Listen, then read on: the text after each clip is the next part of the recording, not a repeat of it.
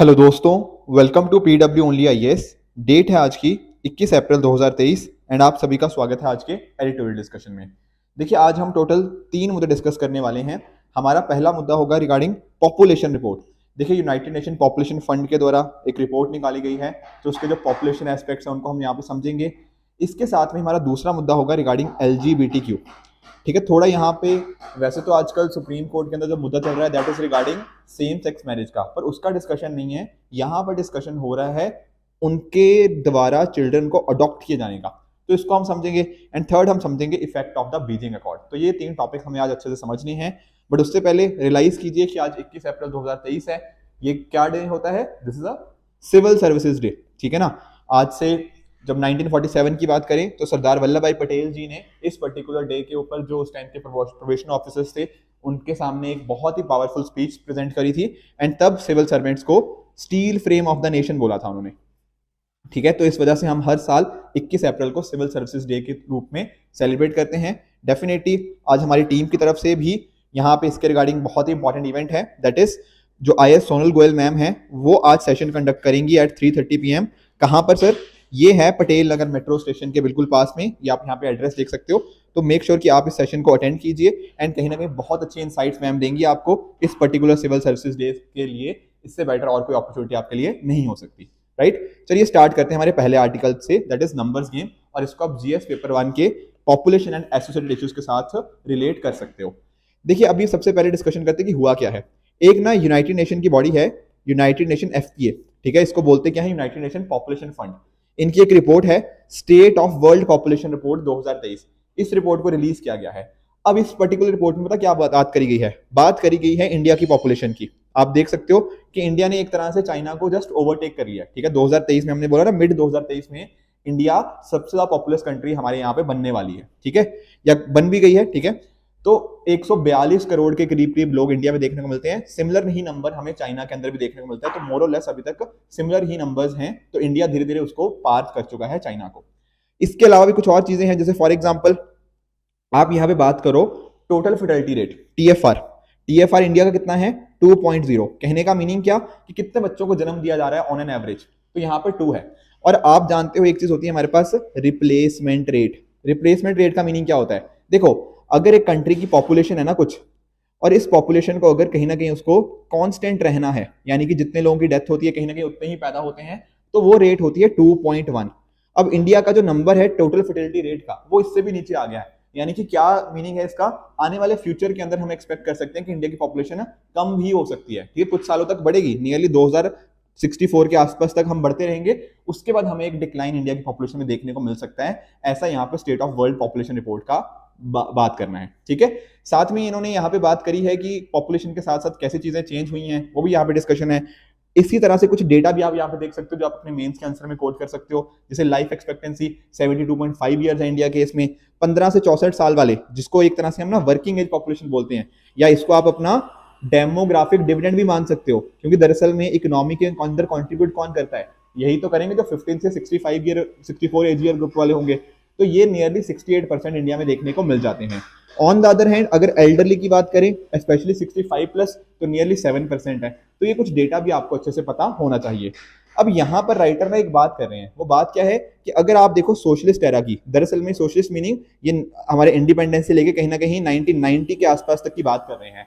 अब इस particular time के ऊपर ना अगर आप नोटिस करोगे, इंडिया की पॉपुलेशन काफी तेजी से बढ़ी। ठीक है ना, और इसके लिए हमने, और उस टाइम पे अगर आप सिचुएशन देखो हमारी देश की, चाहे आप पॉवर्टी की बात कर लो, हमारे स्टैंडर्ड ऑफ लिविंग की बात कर लो, तो सिचुएशन ज्यादा अच्छी नहीं थी। और इसके लिए ऐसा माना गया कि पॉपुलेशन जिम्मेदार है, क्योंकि हमारी पॉपुलेशन बहुत ज्यादा हो गई है पर रिसोर्सेज लिमिटेड थे। तो इस वजह से पॉपुलेशन को माना गया कि अगर हम गरीबी से बाहर नहीं आ पाए तो उसके पीछे का कारण ये था। ऊपर से आप जानते हो, ठीक है, कई बार फोर्स स्टेरिलाइजेशन जैसे नसबंदी जैसी चीजें करवाई गई। ठीक है, जिससे हमारी फ्रीडम, हमारी डिग्निटी के ऊपर क्वेश्चन मार्क उठे कि एक्चुअल में लोगों के पास कुछ फ्रीडम है भी या नहीं है। फिर ग्लोबलाइजेशन जब हुई ना 1991 के बाद, आप जानते हो, तो वहां पर हम देखने लग गए कि यार पॉपुलेशन को ना हम एक एडवांटेज की तरह भी यूज कर सकते हैं। दरअसल में ना एक CK प्रहलाद की कोट है कि the Fortune lies at the bottom of the pyramid. कहने का मीनिंग क्या है कि देखो, असली पावर ना जो नीचे वाले होते हैं वहां पर होती है। कहीं ना कहीं अगर जैसे फॉर एग्जाम्पल अगर किसी ने, इतने जो लोग हैं नीचे, हमारे यहाँ हंड्रेड्स ऑफ करोड़ लोग हैं नीचे, ठीक है, अगर इनके लिए हम कहीं ना कहीं प्रोडक्ट्स बनाते हैं तो फॉर्च्यून्स बहुत ज्यादा हो सकते हैं। कहने का मीनिंग क्या है कि जो लोग हैं ना उनको हम एज एन एडवांटेज की तरह भी यूज किया जा सकता है। हम बात करते हैं ना डेमोग्राफिक डिविडेंड की, तो उसकी बात है। अगर ढंग से यूज नहीं करोगे तो ये डेमोग्राफिक डिविडेंड डेमोग्राफिक डिजास्टर भी बन जाएगा। तो यही यहाँ पर राइटर यहाँ पे बात कर रहे हैं कि धीरे धीरे हमने इसकी तरफ कदम बढ़ाए हैं। स्किल्ड वर्कफोर्स इंडिया के अंदर होनी चाहिए। उसके साथ ही अगर आप नोटिस करो कि इंडिया के लोग बाहर भी जा रहे हैं, यूनिवर्सिटीज के अंदर एनरोलमेंट भी इंक्रीज कर रहा है, तो इस वजह से कुछ इंडिया का इंप्रूवमेंट आई है। पर eight the same time economic inequality बढ़ती जा रही है। हमने क्या सोचा था कि ये पॉपुलेशन को कहीं ना कहीं हम स्किल करेंगे तो चीजें ठीक होंगी, इकोनॉमिक इक्वालिटी आएगी, पर नहीं। हमारे यहाँ पे अगर आप जैसे ऑक्सफैम की रिपोर्ट देखोगे ना, तो अमीर लोगों के पास जो पैसा था वो बढ़ता जा रहा है और जो गरीब लोगों के पास जो पैसा था वो कहीं ना कहीं कम होता जा रहा है। तो ये एक क्वेश्चन मार्क मतलब इकोनॉमिक इक्वालिटी के कॉन्टेक्स्ट में हम अच्छा नहीं कर पाए। But at the same time एक चीज नोटिस करो कि हमने ये भी पता लग गया कि यार ये जो नसबंदी है, जो जबरदस्ती नसबंदी करी जा रही है, या फिर लीगल तरह से अगर हम लिमिट लगा दें कि आप 2 से ज्यादा बच्चे नहीं कर सकते, तो उससे ना इतना ज्यादा इम्पैक्ट नहीं पड़ेगा।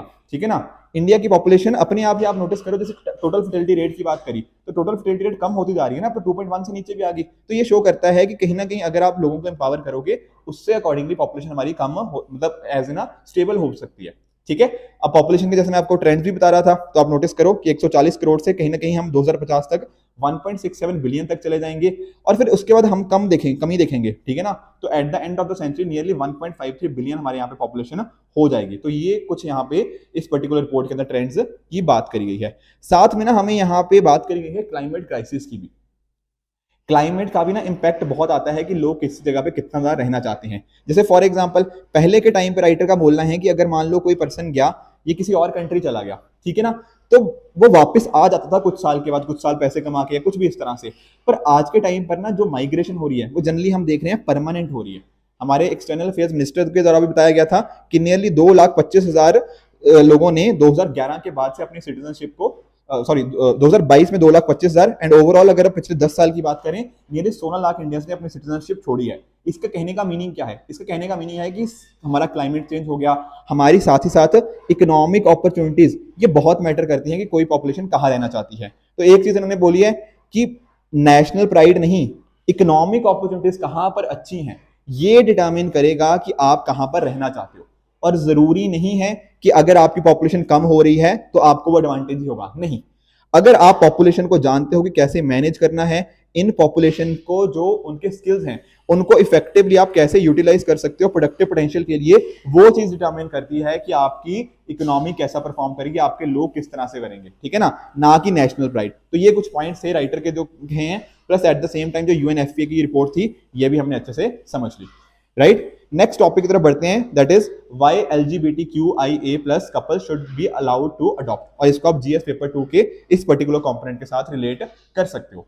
देखो जब हम बात करते हैं ना LGBTQ की, ठीक है ना, तो आप सभी जानते हो लेस्बियन, गे, बाइसेक्सुअल, ठीक है ना, ये डिफरेंट जो टर्म्स होती है, ट्रांसजेंडर, क्वेयर, ये सारी टर्म्स हमें देखने को मिल जाती है। अब अगर आप नोटिस करोगे ना तो हमारे इंडिया में इनके रिगार्डिंग जो लीगल प्रोटेक्शन बहुत ही कम है। ठीक है ना। अब थोड़ा हमने इंक्रीज किया है, बट ओवर द टाइम काफी कम थी। इनको बहुत सारे हमारे राइट्स अवेलेबल नहीं थे। फिर बाद में धीरे धीरे हमने क्या किया, जैसे फॉर एग्जांपल आप नालसा जजमेंट जानते होंगे, national legal service authority versus union of India का 2014 का केस था, जहां पर ट्रांसजेंडर को एक तरह से हमने थर्ड जेंडर की तरह रिकॉग्नाइज किया। फिर जो नवतेज सिंह जौहर हमें केस देखने को मिला, सुप्रीम कोर्ट की जजमेंट हमें देखने को मिली, वहां पर जो सेक्शन 377 के अंतर्गत हमें इसको एक तरह से उसको डाइल्यूट किया गया, सेक्शन 377 को आईपीसी का जो था, एंड कहीं ना कहीं ये चीज अलाउ करी गई। ठीक है ना। सेक्सुअल ओरिएंटेशन को नेचुरल हमारा फिनोमेना माना गया और सेम सेक्स रिलेशनशिप को हमने क्या किया, डीक्रिमिनलाइज किया। ठीक है ना। एंड ऊपर से हमारे पास ट्रांसजेंडर प्रोटेक्शन एक्ट भी आया 2019 का। तो ये कुछ अच्छी अच्छी चीजें थी जहां पर हमने कुछ इनको राइट्स देने की बात करी गई है। पर एक यहाँ पर जो राइट नहीं है वो है इनको अडॉप्शन का, कि बच्चे अडॉप्ट नहीं कर सकते। तो ये एक मेजर यहाँ पे जो राइटर है उन्होंने क्वेश्चन मार्क उठाया है। जैसे फॉर एग्जांपल आप बात करो एनसीपीसीआर की, national commission for protection of child rights, इसने इस चीज को अपोज किया है कि सेम सेक्स कपल को हमें अडॉप्शन राइट्स नहीं देने चाहिए। अगर बात करें Delhi commission for protection of child rights की, इन्होंने इस चीज को सपोर्ट किया कि नहीं होने चाहिए। ऊपर से अगर आप बात करें parliamentary standing committee on personnel public grievances law and justice, इन्होंने बोला है कि हमारे पास एक प्रॉपर लेजिस्लेशन होना चाहिए और जहां पर सब कोई हर कोई ना अडॉप्ट कर पाए। ऐसा नहीं होना चाहिए कि LGBTQ को हम अडॉप्शन के राइट्स ना दें।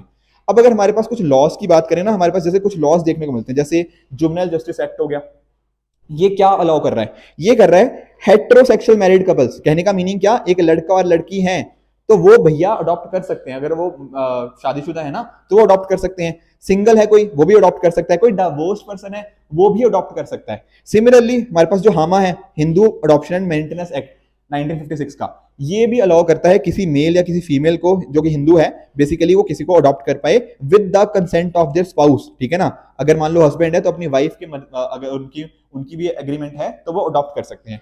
पर यहां पर एक लिमिटेशन आपने देखी, यहां पर आप नोटिस करो कि दो लोग जो कहीं ना कहीं होमोसेक्सुअल रिलेशनशिप में हैं, जैसे मान लो जो लेस्बियंस हैं, ठीक है ना, वो दोनों रिलेशनशिप में हैं, तो वो अडॉप्ट नहीं कर सकते। अगर एक सिंगल पर्सन है और वो लेस्बियन है, वो अडॉप्ट कर सकती है। ठीक है, एक पर्सन कोई गे है, वो अडॉप्ट कर सकता है। पर अगर वो रिलेशनशिप में है तब वो ज्वाइंटली अडॉप्ट नहीं कर सकते। तो आपको नहीं लगता ये काफी क्वेश्चन मार्क है कि ऐसा क्यों कर रहे हैं? ठीक है, सिंगल पर्सन को एलजीबीटीक्यू का है तो वो अडॉप्ट कर सकता है, पर ज्वाइंटली नहीं कर सकता।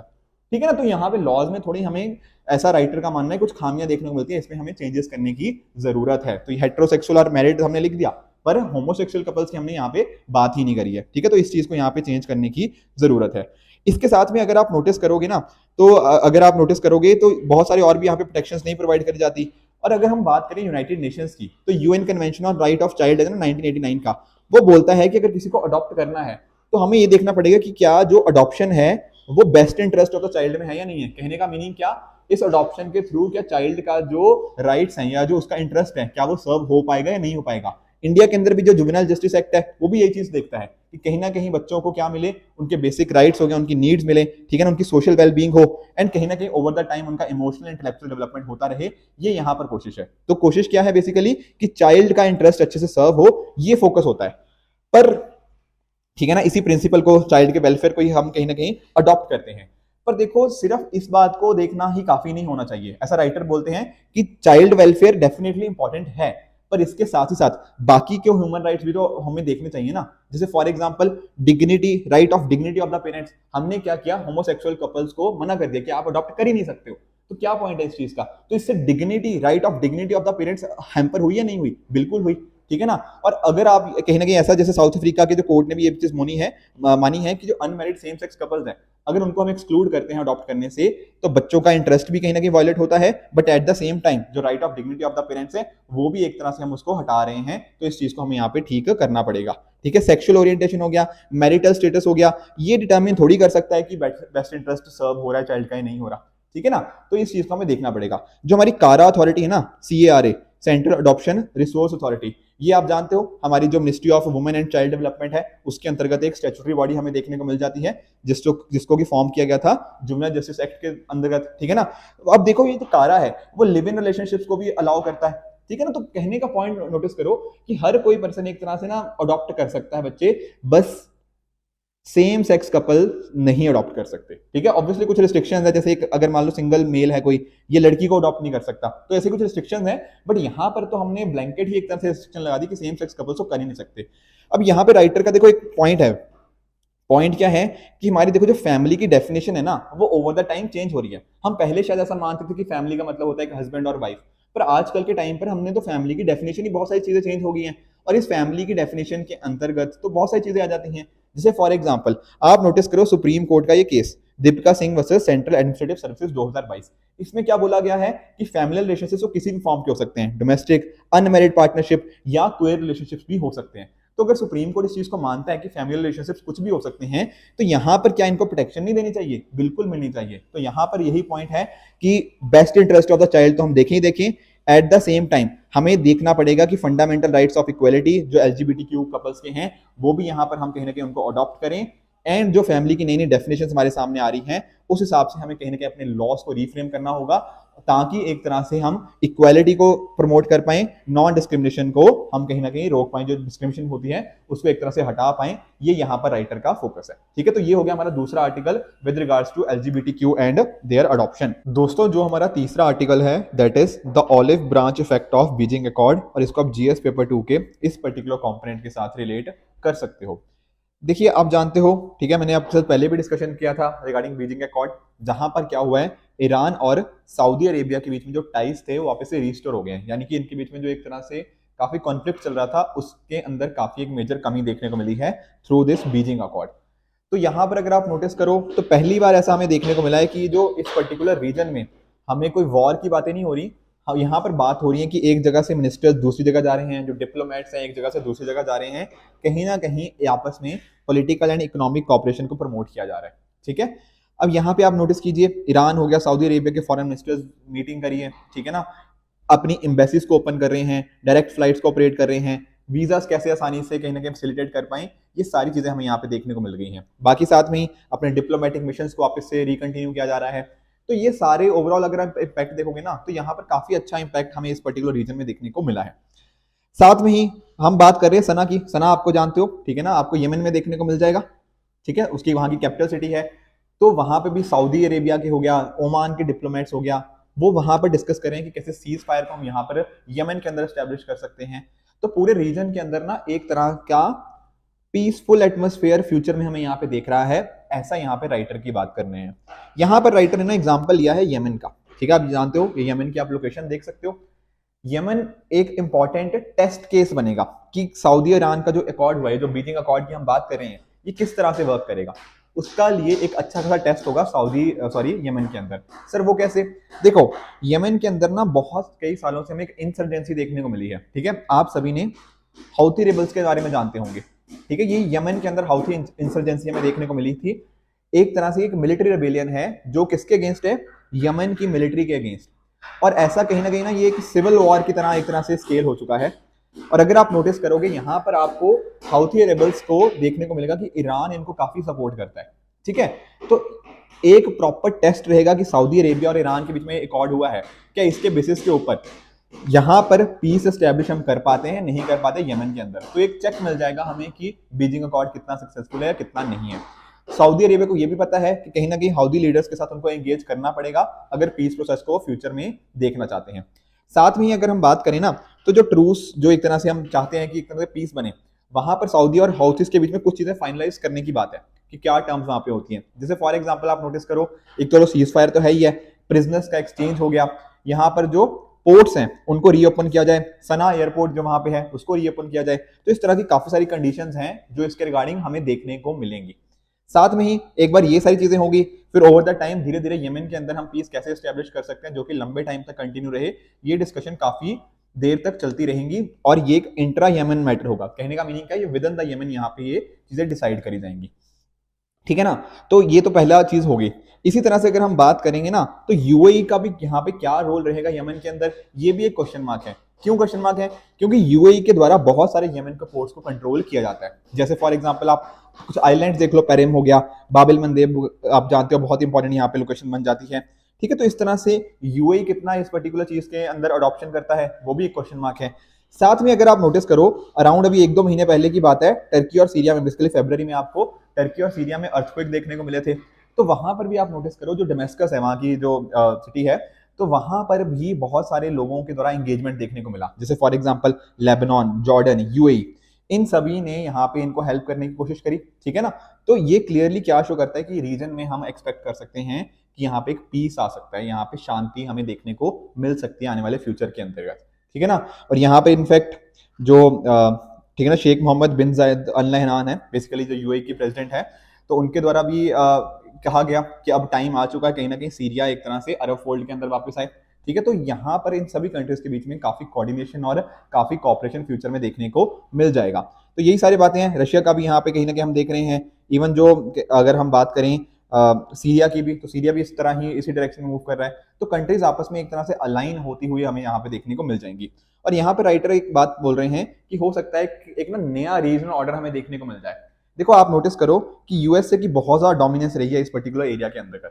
जैसे फॉर एग्जांपल 2016 की बात कर लीजिए, जब उस टाइम बैरक ओबामा वहां के प्रेसिडेंट थे, तो उनके द्वारा बहुत सारी कोशिश करी गई, ठीक है ना। एक तरह से उन्होंने सऊदी अरेबिया और ईरान को बहुत कोशिश किया कि एक तरह से आप किसी तरह से थोड़ा बहुत पीस भी एस्टेब्लिश कीजिए, पर ये चीजें तब बहुत ज्यादा सक्सेसफुल नहीं हो पाई थी। पर अभी बात करें चाइना का जो एफर्ट है, ये दिखा रहा है कि शायद हम मतलब कहीं ना कहीं इस जगह के अंदर पीस एस्टेब्लिश करना एक चीज पॉसिबल हमें दिख रही है। साथ में अगर आप नोटिस करो, सऊदी अरेबिया भी एससीओ का डायलॉग पार्टनर बन चुका है एंड वो ब्रिक्स के अंदर भी मेंबरशिप चाहता है। तो सऊदी अरेबिया का देखो कितना वो चल रहा है कि वेपन्स भी हम खरीद रहे हैं यूएसए से, बेसिकली सऊदी अरेबिया यूएसए से वेपन्स भी खरीद रहा है, अपने सप्लायर्स को वो डाइवर्सिफाई भी कर रहा है, बैलिस्टिक मिसाइल्स भी उसने खरीदी हैं, ठीक है, चाइना से, एंड साथ ही साथ वो सभी के साथ कोऑर्डिनेट करने की कोशिश कर रहा है।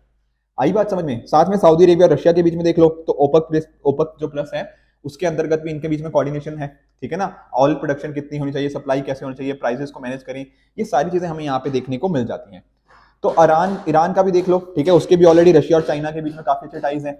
साथ में ही BRI जो बेल्ट एंड रोड इनिशिएटिव है वहां पर ईरान की भी काफी सेंट्रल प्लेस है। एंड साथ में ही जो रशिया और इंडिया के बीच में INSTC है, international north south transport corridor, जो इंडिया की आप देख सकते हो गुजरात से हमें कहीं ना कहीं देखने को मिलेगा, तो वहां पर भी ईरान का बहुत ही इंपॉर्टेंट रोल है।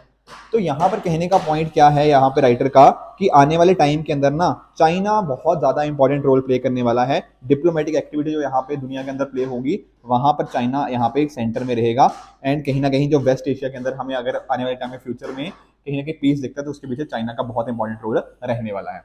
तो काफी देखो चीजें हैं यहाँ पे। इंडिया को भी डेफिनेटली इस चीज का देखना पड़ेगा, इंडिया को भी इस चीज को देखना पड़ेगा कैसे कैसे जो ग्लोबल वर्ल्ड ऑर्डर है वो कैसे कैसे शेप अप हो रहा है। इंडिया को भी चीजें उस हिसाब से अपनी प्लान करनी पड़ेंगी ताकि आने वाले फ्यूचर के अंदर इंडिया भी एक ग्लोबल पावर की तरह इमर्ज करता रहे। एंड कहीं ना कहीं ये जो चेंजिंग वर्ल्ड ऑर्डर के अंदर इंडिया भी एक अपनी प्लेस बनाए, ये यहाँ पर बातें आर्टिकल के द्वारा करी गई हैं। ठीक है फ्रेंड्स, तो ये थे आज के तीनों आर्टिकल। आई होप आपको सारे आर्टिकल बहुत अच्छे से समझ आए होंगे। इसी तरह से आप भी अपने एंड पे हार्ड वर्क करते रहिए। Good bye and good luck.